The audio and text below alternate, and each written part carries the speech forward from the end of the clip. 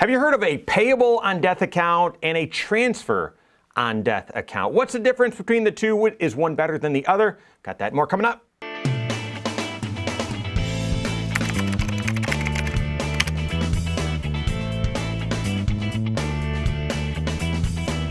My name is Mike Bernardo, the host of the Wise Money Show. I'm also one of the certified financial planners right here at Korhorn Financial Group. Make sure you hit that subscribe button, turn on notifications, and smash that thumbs up button. Anytime you open an IRA, Roth IRA, say your 401k, it has a pre-built estate plan as part of it.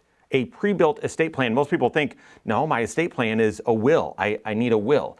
Well, technically, this is why you need to be working with a certified financial planner, because your estate plan is one of the 6 areas of your financial life.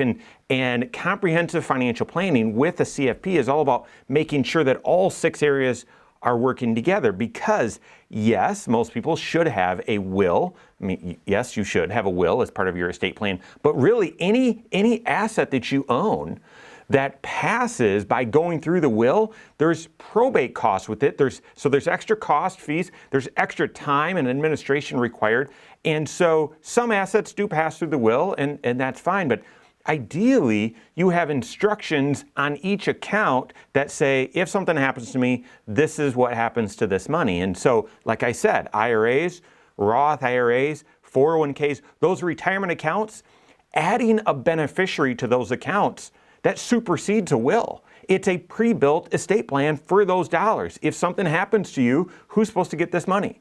And when you open an IRA or Roth IRA at Fidelity or with your financial advisor, that's going to be part of the process. Now, you can skip that part. I would strongly encourage you not to do that. But it's going to be part of the process.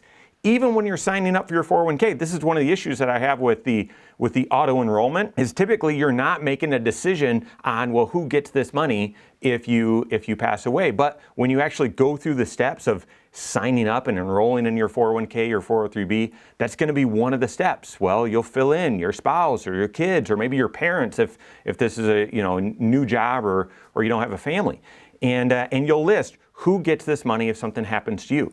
Now, that's going to supersede the will. That is essentially a contract that you're creating that says, if I pass away, my 401k is going to go to X person or to these people. Same with IRA or Roth IRA. So makes it very easy to pass along dollars if something happens to you.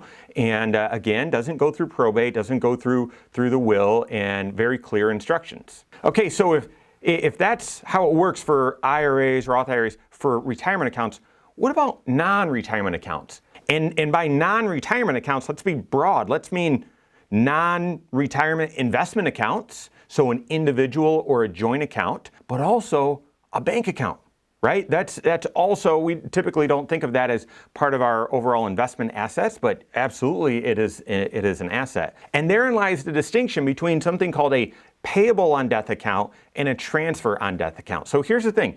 You can go out and open up a bank account, and they're, either online or going to the branch, and they're going to ask you, is this individual account or joint account? But they're never going to bring up, well, who do you want to have this money or receive this money if you pass away? They will never talk about that. It's as if you're going to live forever. And no one likes to talk about this or think about it. But yeah, that they won't even bring it up.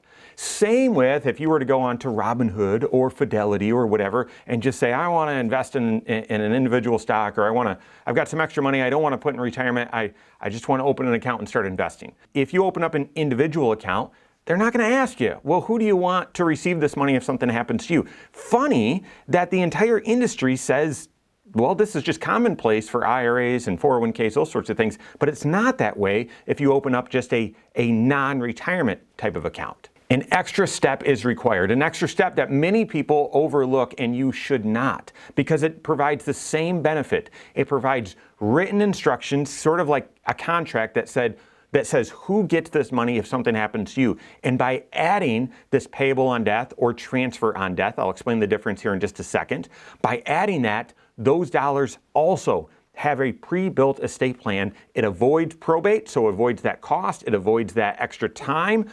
Dollars go directly to those individuals that you've chosen.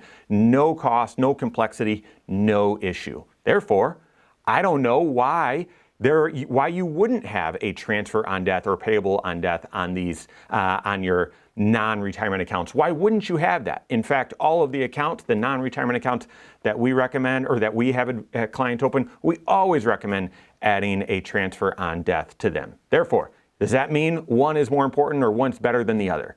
No, it's just simply what type of account is it. Payable on death does the exact same thing. It adds beneficiaries, but to a bank account. So when you have either a large checking account or savings account, something like that, where you're going to have a lot of dollars, then you're going to want to add a payable on death, a POD to that. And again, the bank's not going to invite you to do that. They're not going to make it just part of the normal process. You're going to have to ask them. I was just working with a client on this as well. They are in a spot where they've got their emergency fund fully funded, and so they're adding the beneficiary to that, and technically that means adding a POD to that account. An investment account, say at Fidelity or Schwab or something like that, you'd be adding a transfer on death or TOD. Sound very similar? They do the exact same thing. It's adding a beneficiary to that investment account so that those instructions are already there. And then that means those dollars, if something happens to you, you pass away, they go directly to who's listed as the beneficiary of that bank account via the POD, or of that investment account via the TOD. So that's the difference. There's no benefit one way or the other. POD, TOD, it's for the same purpose, and that is to add beneficiaries to your investment account so that those dollars, or bank accounts, so that those dollars go directly to your beneficiary, directly to your heirs, very efficiently, no cost, and don't have to go through the will. So here's the question. When's the last time that A, you've reviewed all of your assets to see, do I have beneficiaries listed on each of them? And then second, when's the last time you reviewed those beneficiaries to ensure that they are accurate? At least every other year, we do this beneficiary audit with our clients and encourage them, any accounts that we don't oversee here ourselves as our certified financial planners, that they go out and take a look and say, okay, well, do I have POD listed? Which accounts do I need them updated, and so on. And you go through and ensure all of your assets are covered, and only dollars at either the second death or dollars that are intentionally designed to do so would go through the will and have that extra cost and extra